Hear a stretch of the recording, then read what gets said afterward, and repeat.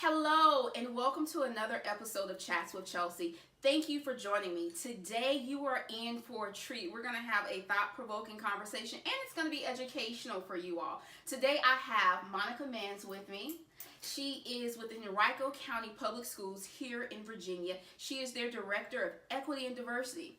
Welcome, Monica. Hello, thank you for having me. Thank you so much for being here. So, this is a newly created position. So, you are the first Director of Equity and Diversity for Henrico County Public Schools. And I remember the incident that got everyone all up in arms Yes. Last fall. It was a racially charged video. Tell us about that and how you came into the picture as their first director. So there was an incident that happened at Short Punt Middle School, and it created a stir in the community for the video that came out of it.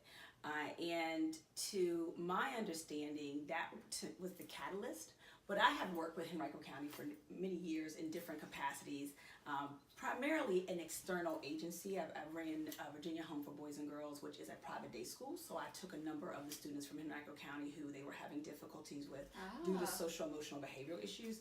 And so I had a relationship with the county, and then I also did some work with them as a consultant and came in and worked with them as a preventative specialist around discipline. So I had a relationship with the county prior to the incident. And so one of the things I'd like to say is that the incident occurred, but it was a catalyst for many other issues that were underlying in the county.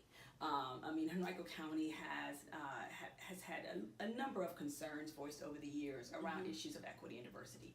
So I think when the Short Punt Middle School incident occurred, it kind of just brought everything to a head. Wow. Okay. And so I think with the school board really decided that they needed to have someone who was singularly focused on trying to see what these issues were and what were the best ways to address them.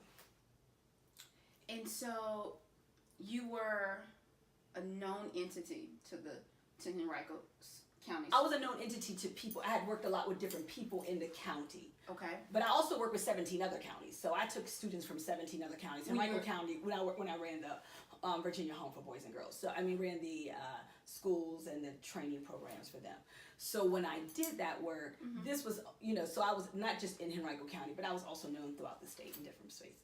So, from when I was reading, you've done stuff with disciplinary policy in teens. You brought mindful programs to the schools. Help me, Monica, how did they know, though, that you would be the best person for equity and diversity? So this is really interesting. So I will have to say this. It was a very long interview process. I interviewed a total of, I think I did 3 interviews. Okay. So I had a community. Yeah, So I had a community interview where they brought together a group of community members and they interviewed myself and whomever else was applying for the position. And then I had a leadership interview, and then I had a one-to-one interview with the superintendent. So there was congratulations. So it was a number of interviews. So you would really have to ask them why they felt that I was the best person. But why did you apply And I think that's really the better question. My area of expertise is actually around social emotional issues and discipline issues. So that's really where I've lived my life professionally. I came into the field as a therapist, and so I've been in that space for many years. So I applied because the issue of equity and diversity is very personal to me. Okay. And for equity, the issue started out when I came out of, it started truly as a child living in Roanoke, Virginia, and Southwest Virginia. I was there when the community was still very segregated, and I saw how we were treated very differently in many spaces, both in the community itself as well as with the schools. And so even as a child, I understood difference, and I understood that there was some inequities, as well as how diversity was not appropriately championed. And so then that just really, I was always a person who, as I was living my life, I was watching my life. And so when you watch your life as that, you're always wondering the why. something's happening even as you're going through it happening. And so these things had always been very interesting. So I went to Berea College. I went to this college in the middle of Kentucky, where Berea College is one of the first schools that was actually singularly designed for integration. So it was designed to bring in poor Appalachians, African American, past slaves, and Native Americans to the school. And so they embody those belief systems, and so we took a lot of courses around it. So it's one thing to wonder the why, but then to have an opportunity to understand some historical context. So we took Appalachian studies, I took Black studies, and I took women's studies, and so I ended up with a minor in these because I was very interested in trying to understand the historical context. So all these things kind of led me to these questions of equity. My first job out of grad school, I worked in the prisons. I had a maximum, medium, and 2 minimums security prisons, and I transitioned adults from those spaces into the workforce. 22-year-olds old, do not recommend it for people to do that. But I thought it was an amazing job. It was an amazing opportunity. I met great people, but what really struck me is when I walked into a place and everybody looked like me that was in the jail. And then I had to really begin to say, why is that? And so again, living it, I was there, I was doing the work, but then those questions about the why.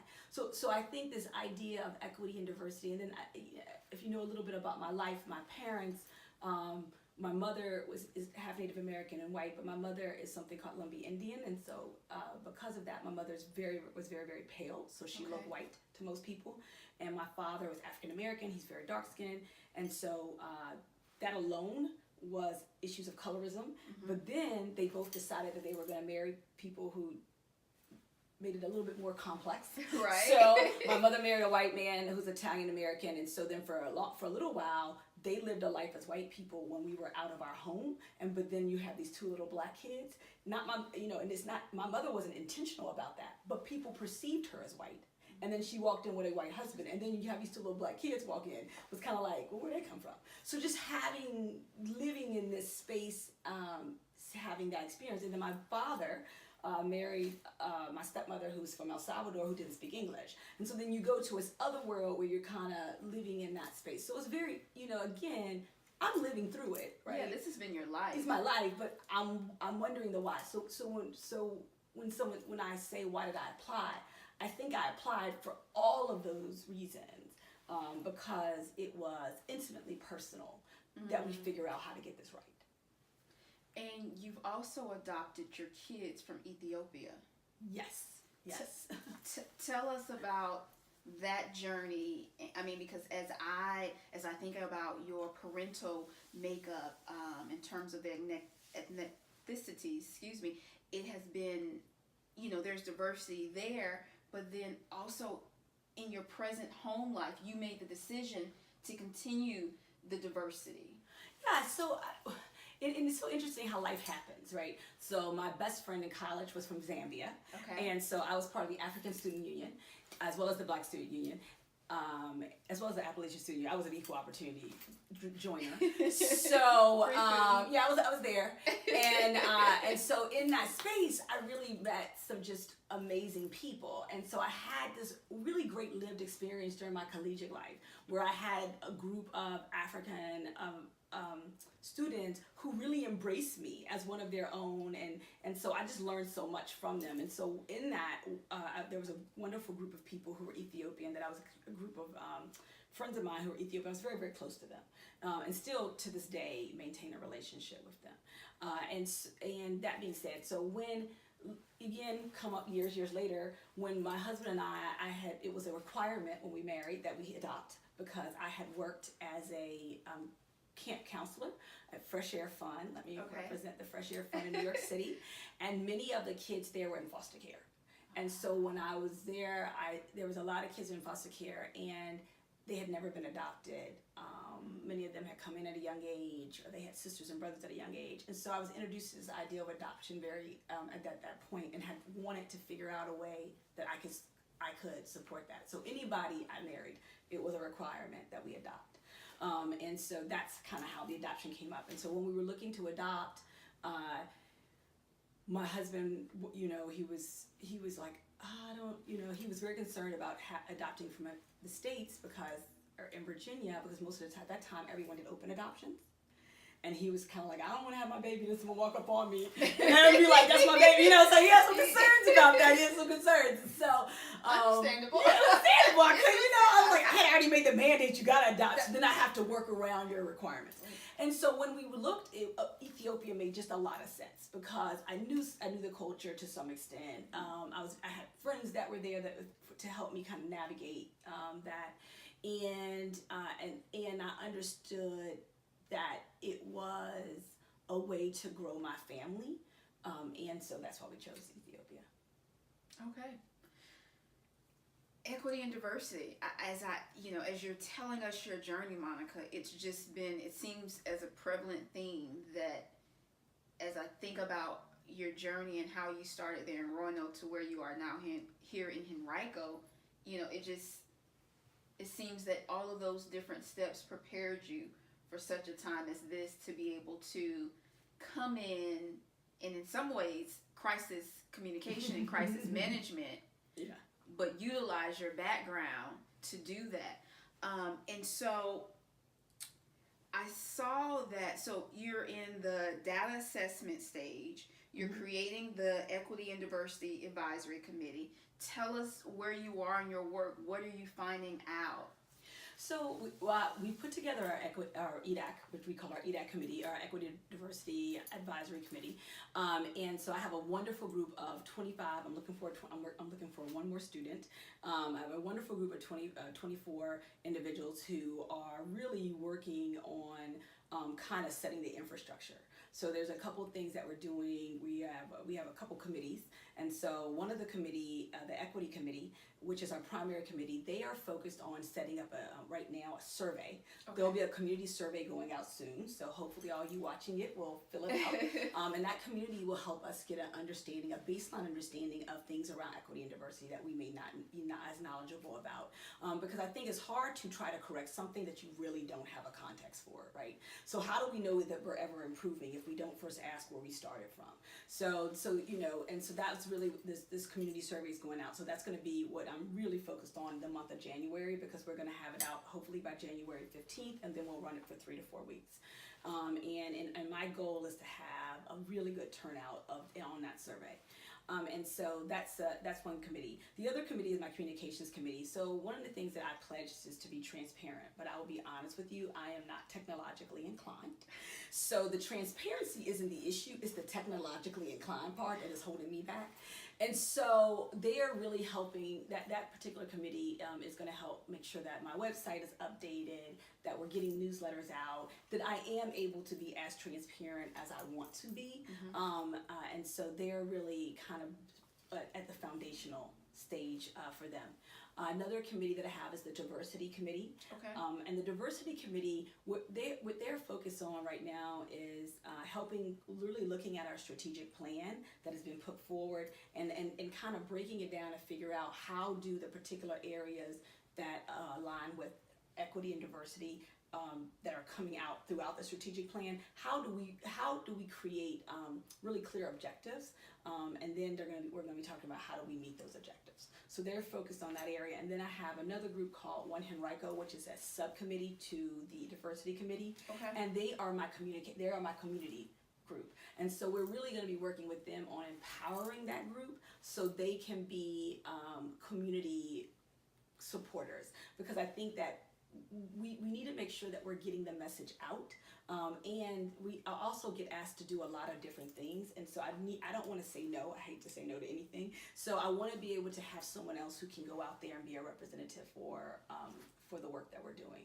So that's what the EDAC group committee is doing, and again, I think it's been a slower start because it took me longer to kind of get it up and running than I wanted it to, and so next year I think we're going to be a little bit more present in different spaces. So I'm very excited about that.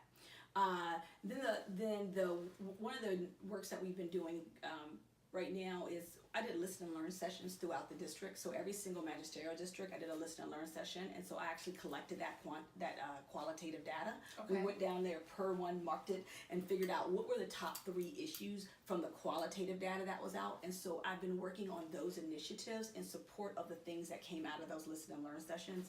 There's been some articles in the newspaper about that, so I don't want to go too far into it, but we've really moved ahead on that. And so now I'm going to the second part of it. So I feel like I've kind of begun that work. We are now, I'm asking certain departments to do something I'm calling a self-reflective evaluation around equity and diversity. And so I'm working with these departments to look at different areas that are of concern, and then really talk about the processes and barriers that exist in those spaces. And that information will actually be vetted through the EDAC committee. So once we collect the data, we're collecting both qualitative and quantitative data as appropriate. And we're going to take that information back to the EDAC committee, because I really want the community to participate. And what's really cool about my EDAC committee is we do a 2-hour meeting once a month. The first one is a committee meeting. It's completely open for anyone who wants to attend. So anybody who wants to attend can come to the meeting and provide input. The closed session is the second half, and closed session means you can sit at the meeting, you just can't speak. Only the people in the committee can. Because I really wanted to make sure that the community felt like they were able to be at the table when we're doing the work. So during those committee meetings, which is really when we do the work, they are open and anybody can attend and sit at anybody's group that they would like. When we have the closed session, it's more for voting and more to give updates. Or if we're doing some type of training or something like that, we'll give it during that time. So for your EDAC, you're at 24, you're looking for that 25th person who would be a student, but what's the makeup of the EDAC? One of the things I'm most proud of is the makeup of our EDAC committee. Okay.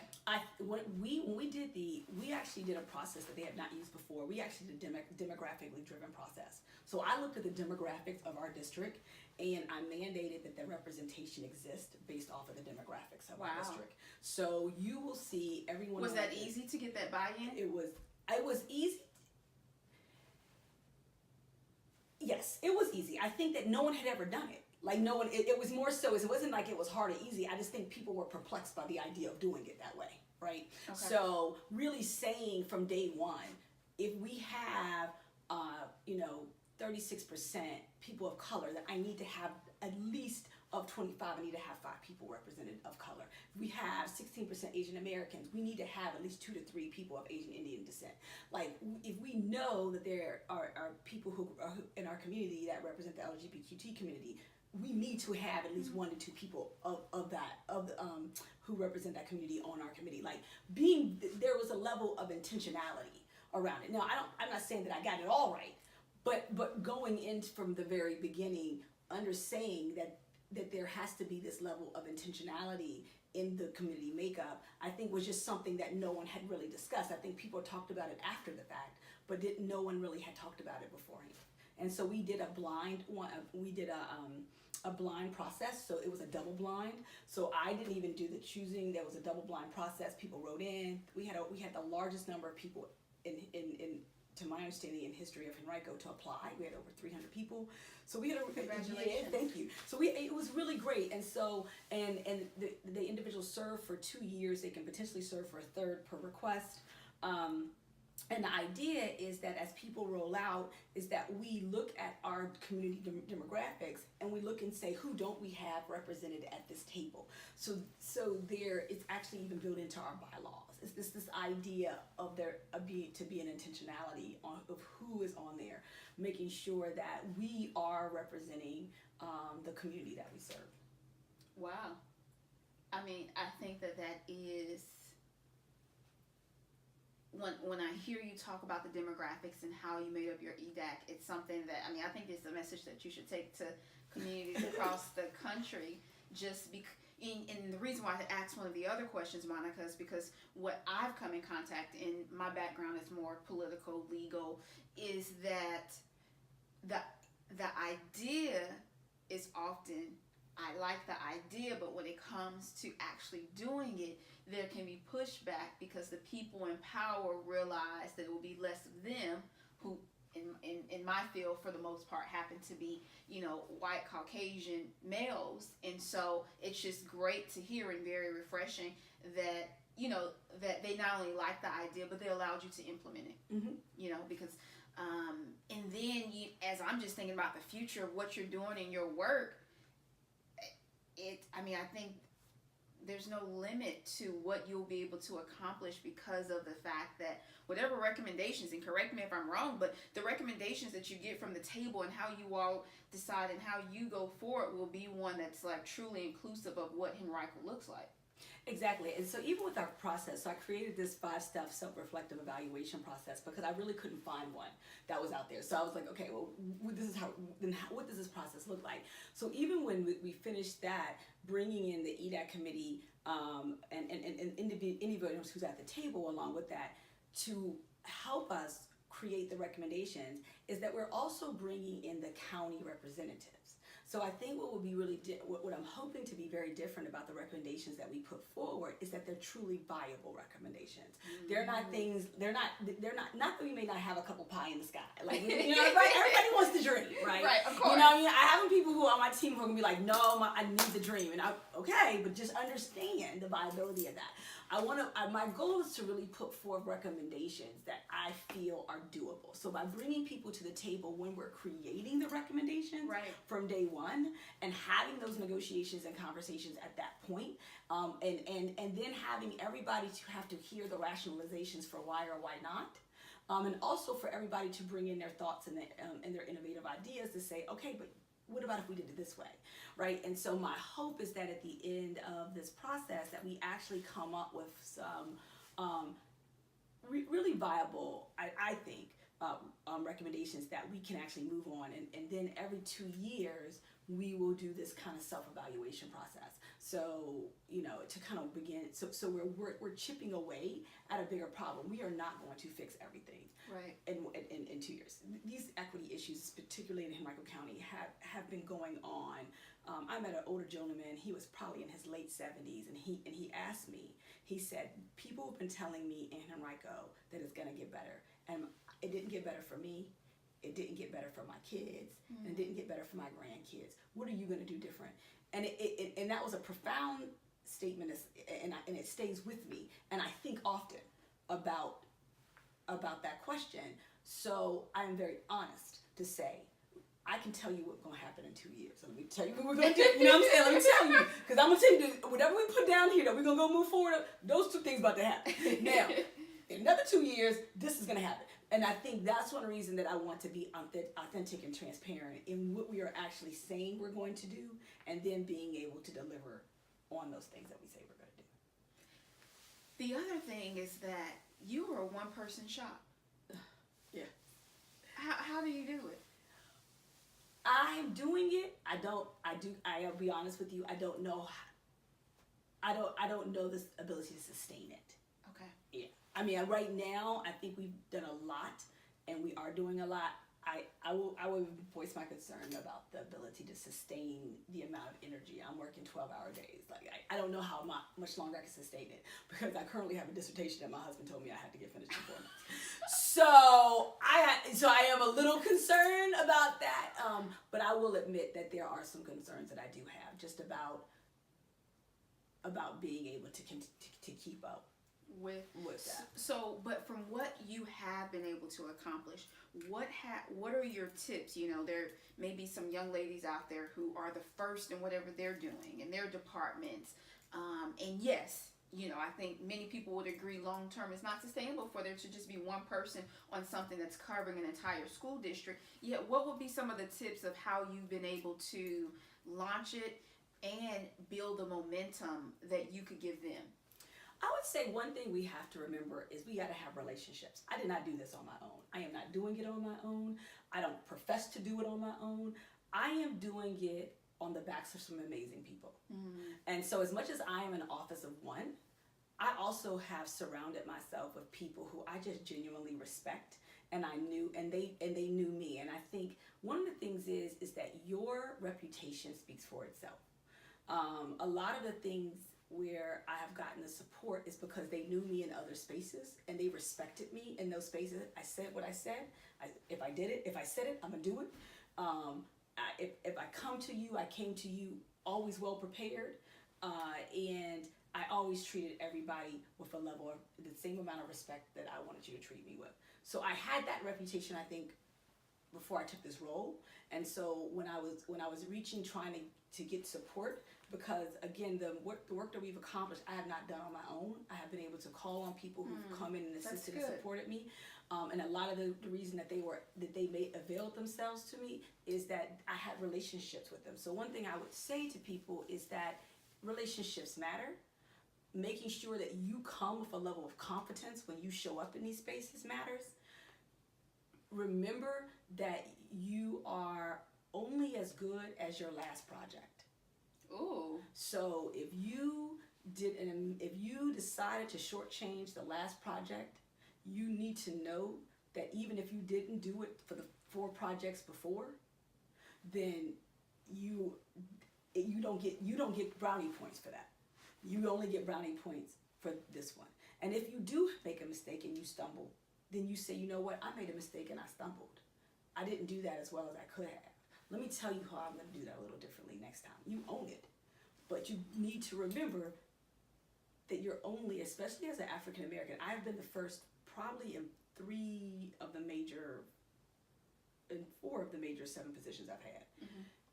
And my attitude is always, I'm gonna outthink you, I'm gonna outwork you, I'm gonna outknow it. Before you get, I'm gonna have done my research. I'm gonna spend the time. I'm going to make sure that I can be a value in whatever space I'm in. So if I walk away from it, you're gonna have an empty space, and that's kind of how I recommend everybody else.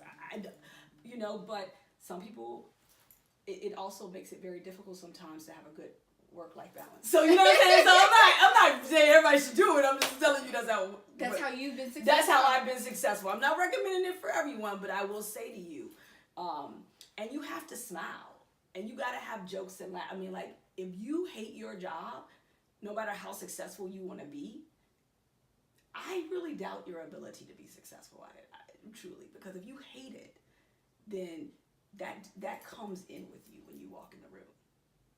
So you think, if someone hates their job, that's going to come across?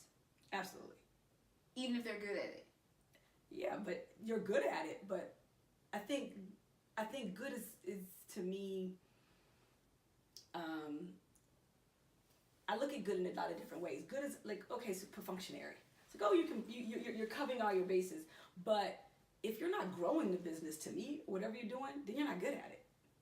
Just because you're making all the demands doesn't mean you're good at your job. I look at every situation as, how am I gonna make it better when I leave? Like, what about this position and this opportunity that I'm gonna make it better in some space?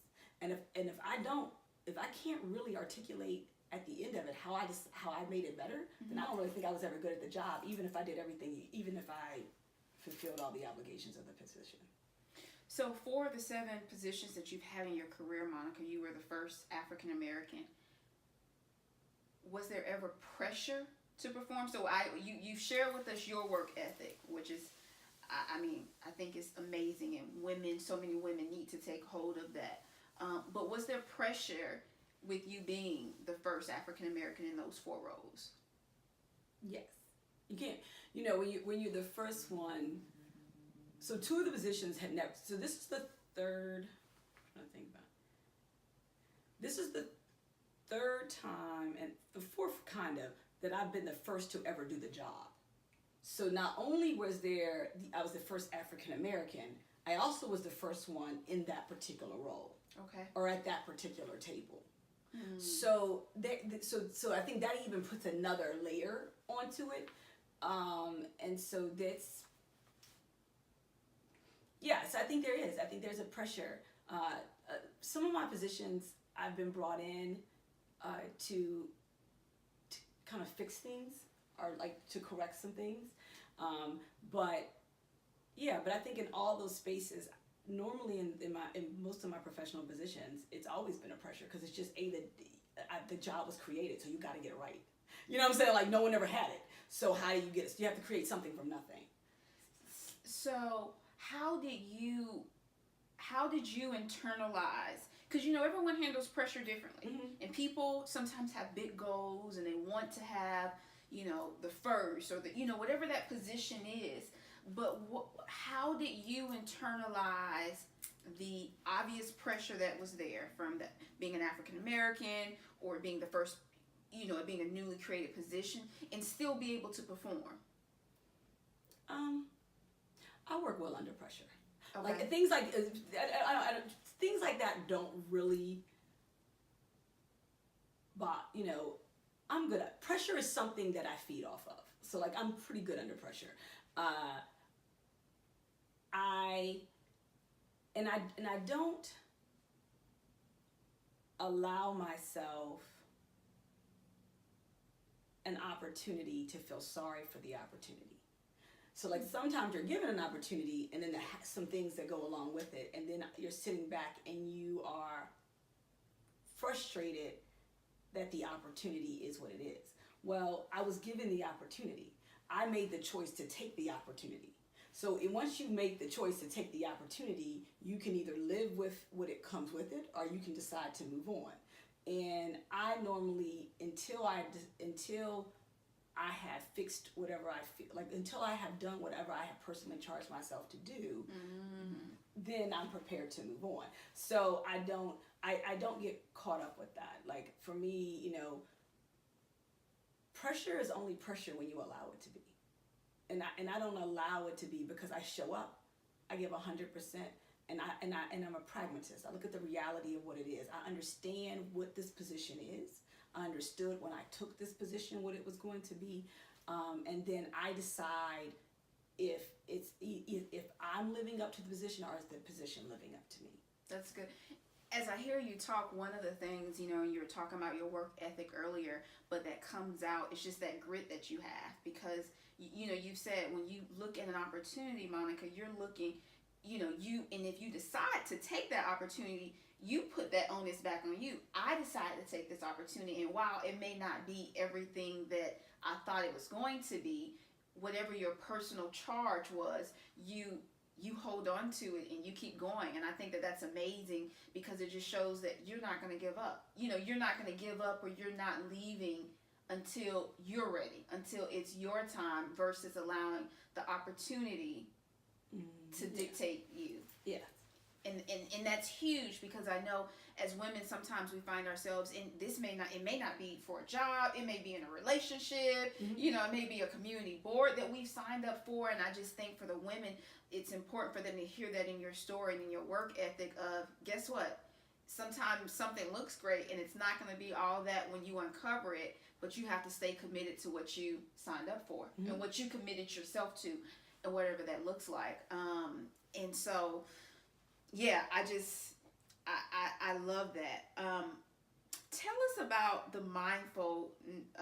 mindfulness programs that you brought into the schools. So when I first started out my career, I actually was a therapist. I started off, I was a rehab counselor when I came out of grad school. And so I have always, as I transitioned into education, I have always had a therapeutic bent to the work that I've done. I started off as a special education teacher for children with emotional disabilities, which most of those students had mental health issues. And so that was primarily the population of individuals I work with as a rehab counselor. And so one of the things that I had started reading about many years ago was yoga. So I have ADD and I'm very hyper. So yoga does not, I have not been able to participate until they had hot yoga, which I am very good at.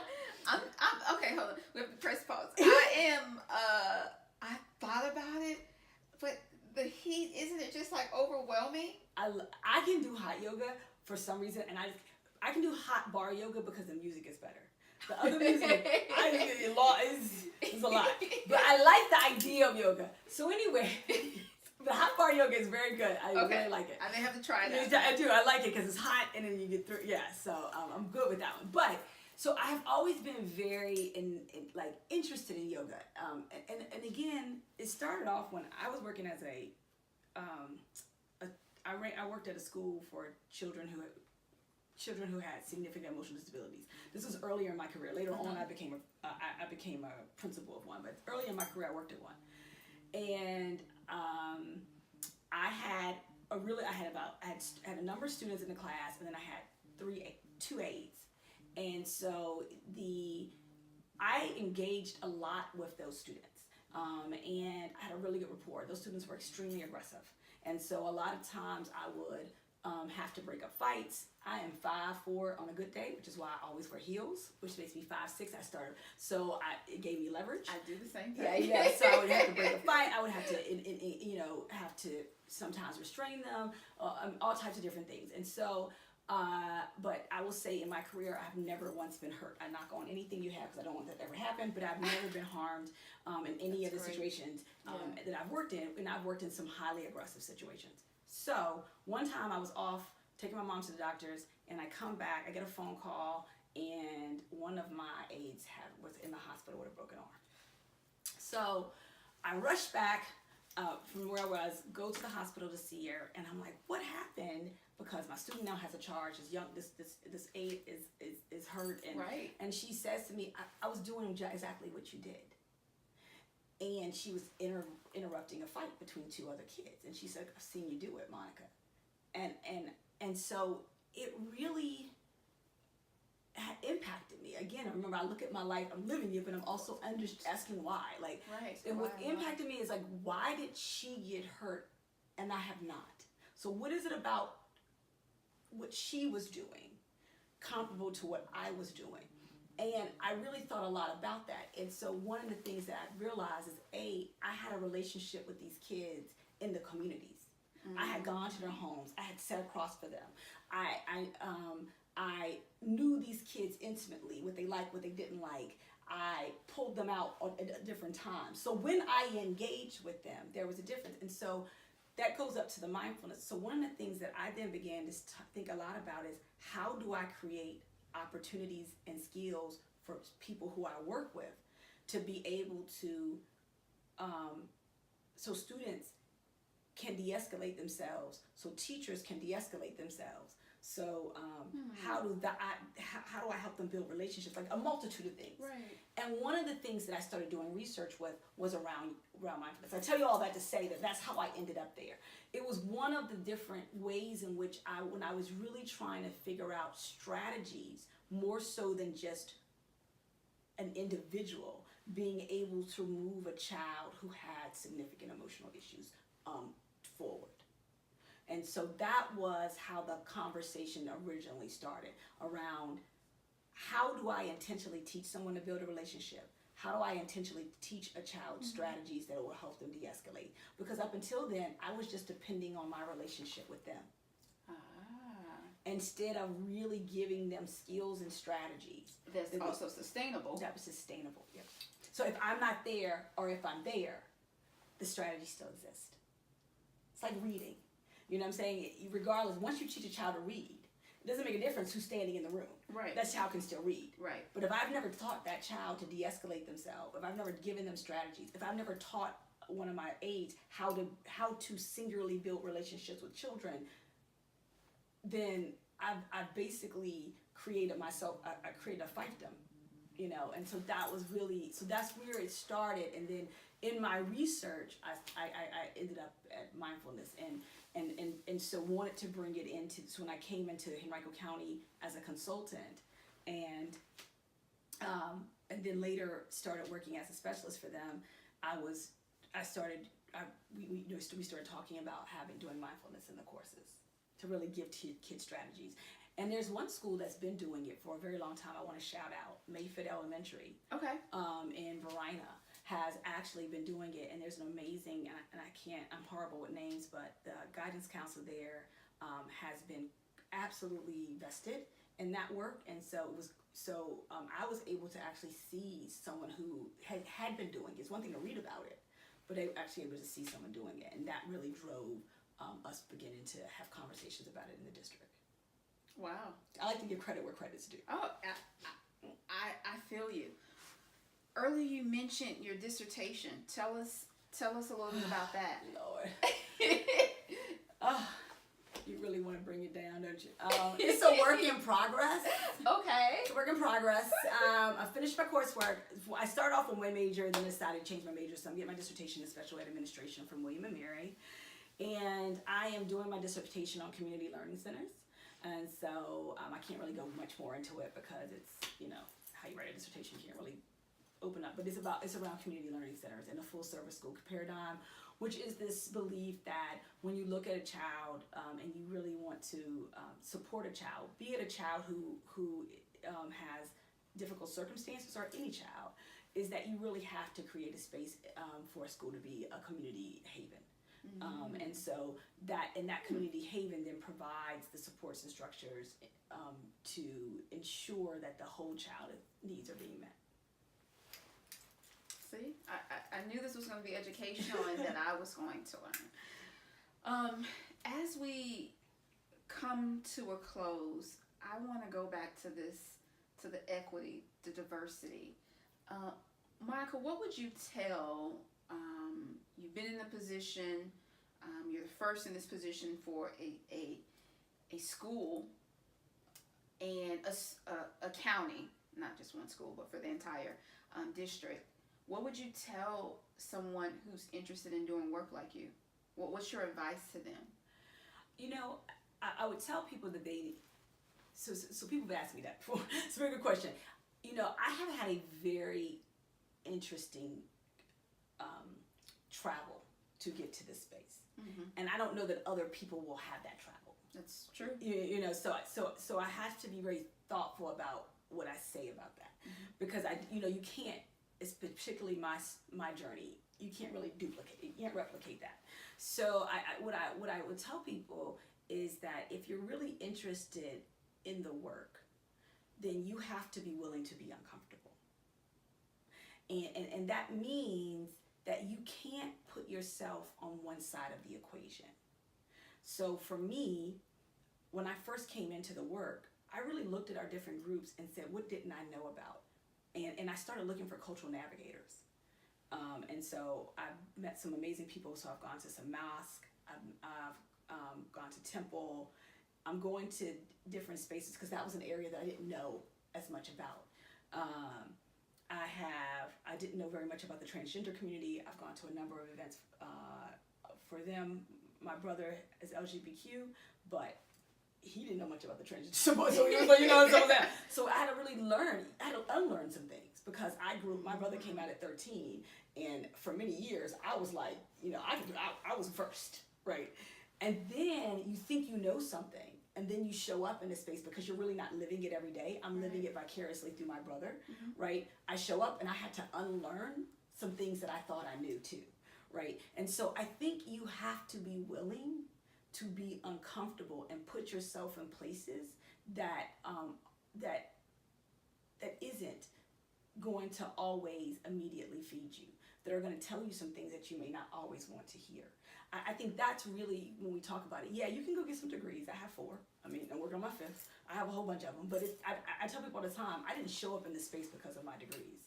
Like, my degrees were add-ons. I showed up in this space because of my lived experiences. And I can't help you replicate my lived experiences. But what I can say to you is that I have never been unwilling to be uncomfortable.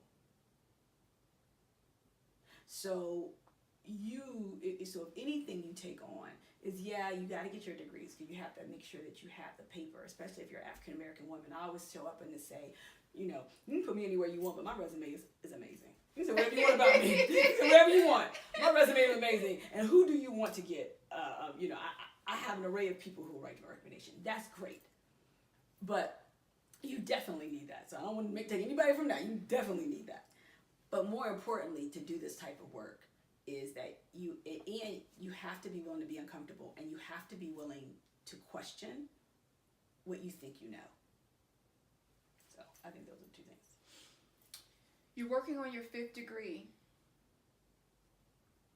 What would you tell a young woman, Black, Hispanic, who wants to continue their education?